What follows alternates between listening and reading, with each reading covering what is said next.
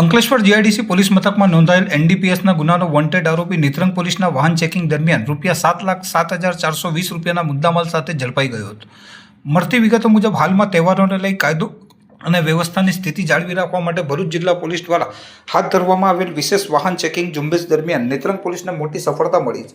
Ankleshwar GIDC police સ્ટેશનના NDPS કેસમાં લાંબા સમયથી ફરાર વોન્ટેડ આરોપીને પોલીસે નાકાબંધી દરમિયાન દબોચી લીધો હતો. Netrang police inspector V.S. મણજારા અને તેમની ટીમ દ્વારા માંડવી રોડ પર વાહન ચેકિંગ હાથ ધરવામાં આવ્યું હતું. તે દરમિયાન એક નંબર પ્લેટ વગરની કાળા રંગની 4 વ્હીલ કાર આવતા પોલીસે તેને અટકાવવાનો ઇશારો કર્યો હતો. જોકે કાર ચાલકે ગાડી ઊભી રાખવાને બદલે ભાગવાનો પ્રયાસ કર્યો હતો. પોલીસે ત્વરિત કાર્યવાહી કરીને કારને કોર્ડન કરી ચાલકને ઝડપી લીધો હતો. પકડાયેલ શંકાસ્પદ ઇસમની પૂછપરછ દરમિયાન તે સંતોષકારક જવાબ આપી શક્યો ન હતો. પોલીસને તપાસ કરતા પકડાયેલ ઇસમ દીપ્તેશભાઈ ઉર્ફે દીપુ અશોકભાઈ પટેલ રહેવાસી ગટ્ટુ વિદ્યાલય પાસે જીઆઈડીસી અંકલેશ્વરના હોવાની જાણ થઈ હતી અને તે અંકલેશ્વર જીઆઈડીસી પોલીસ સ્ટેશનના એનડીપીએસના કેસમાં વોન્ટેડ હતો. ઉપરાંત તેના વિરુદ્ધ ડેડિયાપાડા અને અંકલેશ્વર ખાતે એનડીપીએસ તથા જુગારના ગુનાઓ પણ નોંધાયેલા હોવાની જાણ થઈ હતી.